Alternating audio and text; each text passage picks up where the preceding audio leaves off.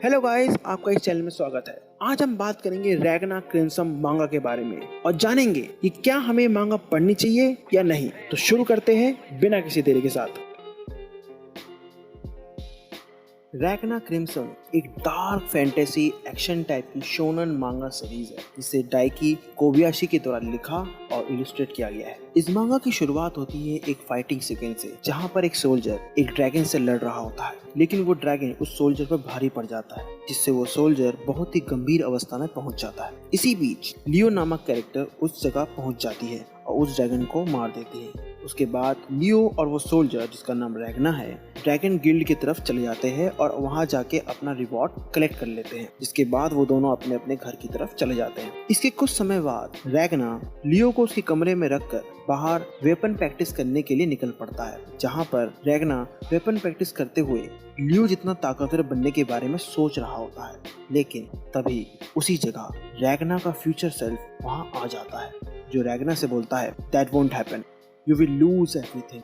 जिसके बाद रैग्ना का फ्यूचर सेल्फ रैग्ना को फ्यूचर में हुए कुछ इंसिडेंट की झलकियां दिखाता है, जिसे देखकर रैग्ना भयभीत हो जाता है और मन ही मन सोचता है ये क्या देख लिया मैंने, ये नहीं हो सकता, ये संभव नहीं है। लेकिन रैग्ना का फ्यूचर सेल्फ उससे बोलता है ये बहुत जल्द होगा और तुम इसे रोक भी नहीं पाओगे। जिसके बाद ड्रैगन का फ्यूचर सेल्फ वहां से चले जाता है। अगले दिन ड्रैगन हंटर ऑफिस में कुछ ड्रैगन हंटर्स एक मिशन को लेकर डिस्कस कर रहे होते हैं और उन्होंने पाया कि ड्रैगन्स नॉर्थ की तरफ मूव कर रहे हैं, जिसका मतलब ये है कि उनका अगला अटैक डोना पेंडॉक सिटी में है। इसी बीच रैग्ना एक गंभीर चिंतन में व्यस्त हो जाता है, जिसके कारण वो लियो के द्वारा कही गई बातों पर ध्यान नहीं दे पाता। इसके बाद लियो रैग्ना से पूछती है क्या हुआ, तुम बात क्यों नहीं कर रहे हो, बताओ ना। रैग्ना गंभीर आवाज में लियो से बोलता है मैं तुम्हारे कैंपेनियन के लायक नहीं हूँ, क्योंकि ना तो मैं स्ट्रॉन्ग हूँ ना मैं इंटेलिजेंट, मैं तो बस एक बोझ हूँ जिसे तुम अपने साथ लेकर चल रही हो। फिर लियो रैग्ना की तरफ देखती है और बोलती है क्या तुम्हें पता है कि जब मैं तुमसे पहली बार मिली तो मैं तुम्हारे बारे में क्या सोचती थी, पता है तुम्हें? नहीं ना, मैं बताती हूँ। मुझे पहले ही दिन से लगता था कि तुम एक महान ड्रैगन हंटर बनोगे, क्योंकि तुम्हारे पास वो सारे गुण हैं एक महान ड्रैगन हंटर बनने के लिए। इसलिए ये सोचना बंद करो कि तुम स्ट्रॉन्ग नहीं हो, ठीक है?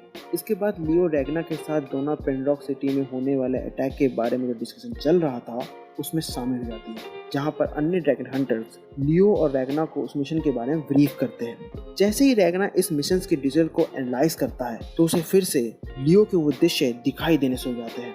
इसके बाद रैग्ना के चेहरे पर डर के बादल बनने लगते हैं और वो लियो से बोलता है हमें इस मिशन पर नहीं जाना चाहिए। लेकिन लियो उसकी बात सुनती नहीं और वो दोनों डोना पेंडॉक सिटी की तरफ चले जाते हैं। जैसे ही वो लोग उस सिटी में पहुंचते हैं तो उनका सामना ड्रैगन बिरादरी की one of the powerful antagonist Grumbled से होता है, जो उनके ऊपर स्टार्टिंग से ही भारी पड़ जाता है। लेकिन फिर भी लियो और अन्य ड्रैगन हंटर्स उस ड्रैगन के खिलाफ लड़ने से कतराते नहीं हैं। इस कंटिन्यूअस क्लैश के दौरान लियो के मन में जो डर था वो बढ़ने लगता है और वो अपने फ्यूचर सेल्फ से बोलता है प्लीज मेरी मदद करो, मैं लियो को खोना नहीं चाहता क्योंकि मैं उसके बिना जी नहीं पाऊंगा। इसके बाद रैग्ना का फ्यूचर सेल्फ रैग्ना से बोलता है ये ले वो पावर, ये ले वो सारी नॉलेज जो मैंने फ्यूचर में कलेक्ट की है और बदल दे अपनी किस्मत। जिसके बाद वो सारी नॉलेज और सारी पावर रैग्ना के नसों और बदन तले समा जाते हैं और उसके बाद रैग्ना उठता है और उस सुपीरियर ड्रैगन को मार देता है और यहीं से इस मांगा की कहानी की शुरुआत होती है। रैग्ना इस मांगा का मेन प्रोटैगनिस्ट है, जिसके कारण मांगा का जो अधिकतर भाग है वो इसी कैरेक्टर के चारों घूमता रहता है। अगर हम इस कैरेक्टर के अपीयरेंस के बारे में बात करें तो ये कैरेक्टर कटकाठी के मामले में 20 ईयर ओल्ड बॉय की तरह है। इसके साथ इस कैरेक्टर का जो फिजिकल स्ट्रक्चर है वो भी 20 ईयर ओल्ड बॉय की तरह है और इस कैरेक्टर का जो फेशियल स्ट्रक्चर है वो ट्रायंगुलर शेप का है। इसके अलावा इस कैरेक्टर का जो बालों कलर है वो व्हाइट है और इस कैरेक्टर को लॉन्ग हेयर वाला हेयर स्टाइल लगना पसंद है। अगर हम इस कैरेक्टर के पर्सनैलिटी के बारे में बात करें तो कैरेक्टर काइंड, स्पोकन, केयरिंग और काम टाइप का पर्सन है। अब बात करते हैं मांगा में इस कैरेक्टर को किस तरह से प्रेजेंट किया गया है। मांगा में जिस तरह से इस कैरेक्टर को प्रेजेंट किया गया है उसका मुख्य उद्देश्य ऐसे पर्सनैलिटी वाले लोगों की तरफ हमारा ध्यान आकर्षित करना है जो अपने क्लोज वन का काफी केयर रखते हैं और इस केयरिंग जॉब को लेकर ही अपना जीवन व्यतीत करना पसंद करते हैं। लेकिन इन कैरेक्टर्स को जब अपने क्लोज वन के बारे में कुछ ऐसी इन्फॉर्मेशन मिलती है या कुछ ऐसे तथ्यों से ये अवगत होते हैं जिससे उन्हें लगता है कि उनकी जिंदगी खतरे में पड़ सकती है, तब इन कैरेक्टर्स के पर्सनैलिटी में एक अलग ही तरह का शिफ्ट देखने को मिलता है और ये शिफ्ट कभी कभी क्रूल और अनथिंकेबल भी हो सकता है। जो कि इस कैरेक्टर के साथ भी हमें मांगा में देखने को मिला है। क्रिम्सन इस मांगा का मेन प्रोटैगनिस्ट है, जिसके कारण मांगा का जो इतर भाग है वो इसी कैरेक्टर के चारों घूमता रहता है। अगर हम इस कैरेक्टर के अपीयरेंस के बारे में बात करें तो ये कैरेक्टर कटकाठी के मामले में 25 ईयर ओल्ड वुमेन की तरह है और इस कैरेक्टर का जो फेशियल स्ट्रक्चर है वो ओवल शेप का है। इसके अलावा इस कैरेक्टर का जो बालों कलर है वो रेड है और इस कैरेक्टर को लॉन्ग हेयर वाला हेयर स्टाइल रखना पसंद है। अगर हम इस कैरेक्टर की पर्सनैलिटी के बारे में बात करें तो ये character funny, cunning, intelligent, over confident और बैडएस टाइप का कैरेक्टर है। अब बात करते हैं मांगा में इस कैरेक्टर को किस तरह से प्रेजेंट किया गया है।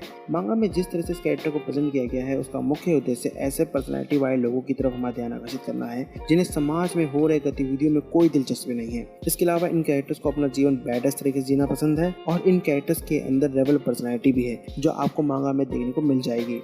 लियो इस मांगा का सेकेंडरी कैरेक्टर है और ये कैरेक्टर रैग्ना कैरेक्टर का लव इंटरेस्ट भी है। अगर हम इस कैरेक्टर के अपीयरेंस के बारे में बात करें तो ये कैरेक्टर कटकाठी के मामले में 15 ईयर ओल्ड गर्ल की तरह है और इस कैरेक्टर का जो फिजिकल स्ट्रक्चर है वो 18 ईयर ओल्ड गर्ल की तरह है और इस कैरेक्टर का जो फेशियल स्ट्रक्चर है वो राउंड शेप का है। इसके अलावा इस कैरेक्टर का जो बालों कलर है वो क्रीमी पिंक टाइप का है और इस कैरेक्टर को शॉर्ट बालों वाला हेयर स्टाइल रखना पसंद है। अगर हम इस कैरेक्टर की पर्सनैलिटी के बारे में बात करें तो ये character kind, caring, intelligent, funny, courageous और फीयरलेस टाइप की पर्सन है। अब बात करते हैं मांगा में इस कैरेक्टर को किस तरह से प्रेजेंट किया गया है। मांगा में जिस तरह से इस कैरेक्टर को प्रेजेंट किया गया है उसका मुख्य उद्देश्य ऐसे कैरेक्टर्स की तरफ हमारा ध्यान आकर्षित करना है जो लाइफ को अपने ही तरीके से जीना पसंद करते हैं। इसके अलावा इस टाइप के कैरेक्टर्स अपने लव वंस का भी काफी ख्याल रखते हैं और साथ में इस टाइप के कैरेक्टर सोसाइटी में चल रहे गतिविधियों पर भी कोई खास ध्यान नहीं देते। अब बात करते हैं इस मांगा में दिखाए गए कैरेक्टर्स के कैरेक्टर डेवलपमेंट के बारे में। इस मांगा के वॉल्यूम फर्स्ट में मुख्य तौर पर 3 कैरेक्टर्स है जिसमें से रैग्ना और क्रिम्सन इस मांगा के प्राइमरी कैरेक्टर्स हैं और लियो इस मांगा का सेकेंडरी कैरेक्टर है। इस मांगा ने अपने प्राइमरी कैरेक्टर्स को तो बहुत ही अच्छी तरह से डेवलप किया है। उनको प्रॉपर स्किन टाइम मिला है, प्रॉपर एक्सपोजर मिला है, प्रॉपर कैरेक्टर आर्क दिए गए हैं जिसकी सहायता से ये सभी कैरेक्टर्स अपने कैरेक्टर डेवलपमेंट को काफी अच्छी तरह से कर पाते हैं। लेकिन अगर हम इसी मांगा के सेकेंडरी कैरेक्टर्स को देखें, खासकर लियो को, तो मुझे लगता है कि ऑथर ने इस कैरेक्टर को राइट वे में हैंडल नहीं किया है और मैं ऐसा क्यों कह रहा हूँ उसके भी कुछ कारण है। मैं इस बात से सहमत हूँ कि स्टोरी में कुछ ऐसे कैरेक्टर्स होते हैं जिनका प्रेजेंस उस पर्टिकुलर मांगा में बहुत ही कम टाइम के लिए होता है और साथ में ये सभी कैरेक्टर्स उस स्टोरी लाइन में कुछ खास अचीव भी नहीं कर पाते। लेकिन लियो के केस में ऐसा नहीं है क्योंकि ये एक ऐसा कैरेक्टर है जिसका जुड़ाव मांगा के प्राइमरी कैरेक्टर मतलब कि जो मेन प्रोटैगनिस्ट है उसके साथ डायरेक्टली है, जिसकी वजह से इस कैरेक्टर का महत्व मांगा के अन्य कैरेक्टर्स की तुलना में काफी ज्यादा है। लेकिन जिस तरह से इस मांगा ने इस कैरेक्टर को यूज किया है वो मेरे हिसाब से सही नहीं है। इसलिए मुझे लगता है कि इस मांगा ने अपने सेकेंडरी कैरेक्टर्स को जस्टिफाई तरीके से हैंडल नहीं किया है, जो कि इस मांगा का एक ड्रॉबैक है।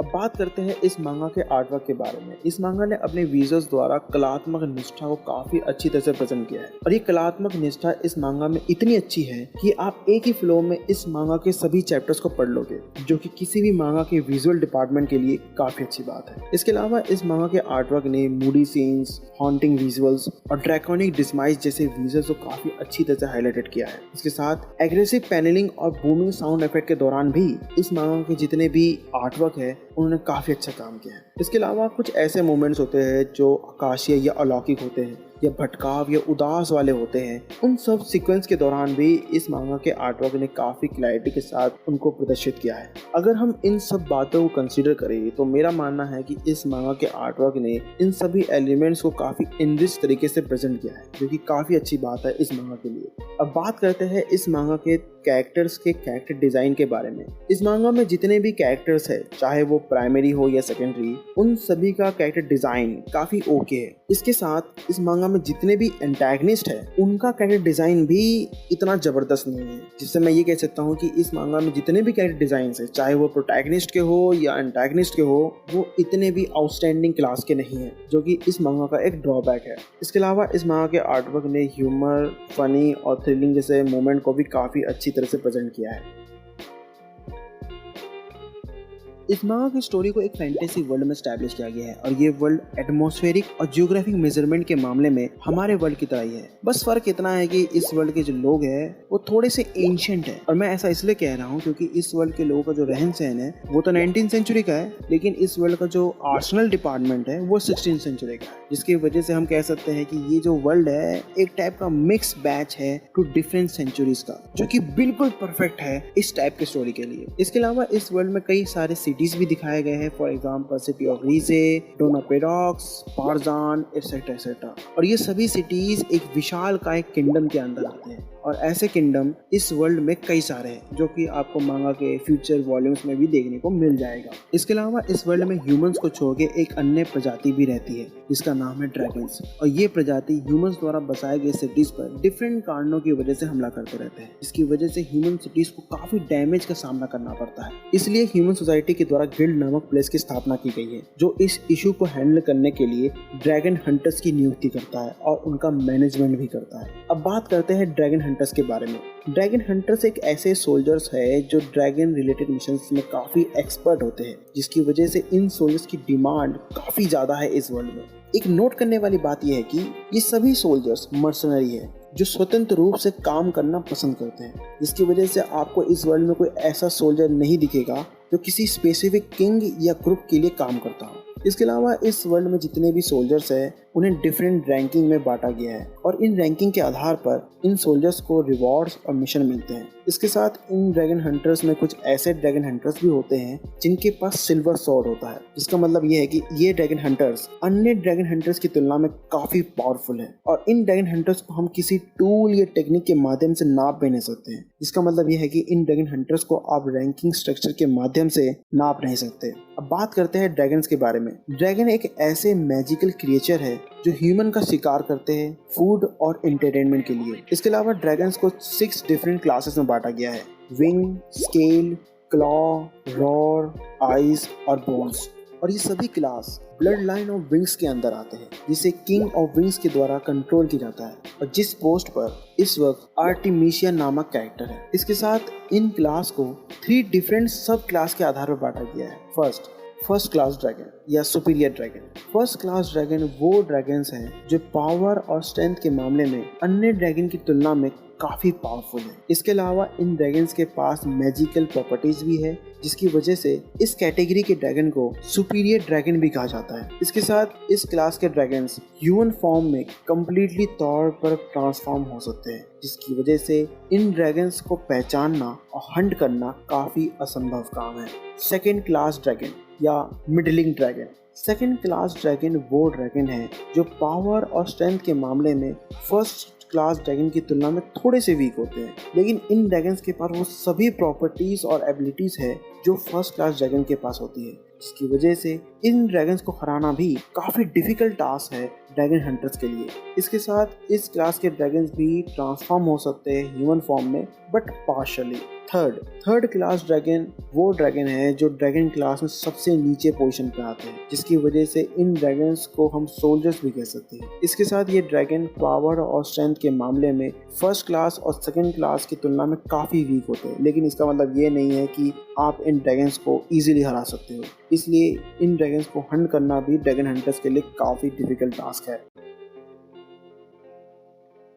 इस मांगा के अभी तक 43 चैप्टर्स आ चुके हैं, जिन्हें 8 वॉल्यूम्स में डिवाइड किया गया है। इसके साथ इस मांगा की स्टोरी इस मांगा के चैप्टर्स में प्रॉपर्ली तरीके से डिस्ट्रीब्यूटेड है, जिसकी वजह से इस स्टोरी को समझने में कोई खास परेशानी आपको नहीं होगी। इसके अलावा इस मांगा की स्टोरी में static way of story telling method का इस्तेमाल किया गया है, जिसकी वजह से स्टोरी का जो पेस है वो लीनियर वे में फ्लो करता है, जो कि इस मांगा की स्टोरी के हिसाब से बिल्कुल परफेक्ट है। इसके साथ इस मांगा में जितने भी कैरेक्टर्स है उनको प्रॉपर चैप्टर्स मिले हैं, जिसकी वजह से वे अपने आप को मांगा के डिफरेंट पैनल्स के माध्यम से काफी अच्छी तरह से प्रेजेंट कर पाते हैं, एक्सेप्ट सेकेंडरी कैरेक्टर्स।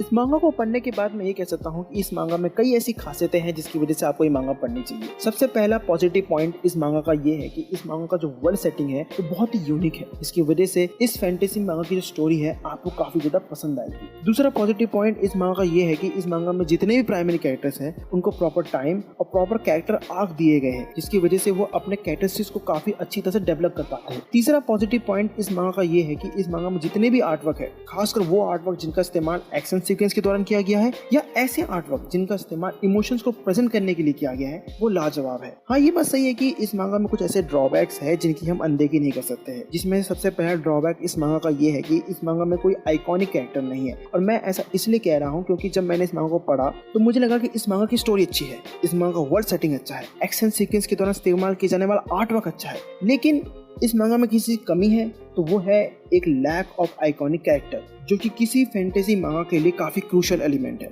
अगर हम दूसरे ड्रॉबैक को देखें तो इस मांगा का दूसरा ड्रॉबैक ये है कि इस मांगा में लैक ऑफ एंटैगनिस्ट है। इससे मेरा मतलब ये नहीं है कि इस मांगा में कोई एंटैगनिस्ट ही नहीं है, ऐसा मैं बिल्कुल भी नहीं कह रहा। इस मांगा में एक से बढ़कर एक एंटैगनिस्ट है, वो भी शानदार एंटैगनिस्ट है, जिसे आपको इस मांगा के डिफरेंट वॉल्यूम्स में देखने को मिल जाएगा। लेकिन इस मांगा के वॉल्यूम फर्स्ट में एक पावरफुल एंटैगनिस्ट की काफी कमी है, और क्योंकि एक पावरफुल एंटैगनिस्ट स्टोरी में उतनी ही क्रूशियल भूमिका अदा करता है जितना एक प्रोटैगनिस्ट करता है। और मैं ऐसा इसलिए कह रहा हूँ क्योंकि एंटैगनिस्ट स्टोरी में प्रोटैगनिस्ट के लिए एक थ्रेट लेवल एनवायरनमेंट क्रिएट करता है, और उस एनवायरनमेंट की वजह से उस मांगा का जो प्रोटैगनिस्ट होता है वो अपने स्किल्स और एबिलिटीज को प्रॉपर तरीके से प्रेजेंट कर पाता है। अब इतनी सारी बातों को जानकर आपके मन में एक सवाल उठ रहा होगा कि क्या हमें ये मांगा पढ़नी चाहिए या नहीं, तो मैं कहूँगा हाँ, आपको ये मांगा जरूर पढ़नी चाहिए। चलिए इस वीडियो को यहीं पे खत्म करते हैं। अगर आपको ये वीडियो पसंद आई है तो इस वीडियो को लाइक, शेयर और कमेंट करना ना भूलें। तो मिलते हैं आपसे अगली वीडियो में, तब तक के लिए अलविदा।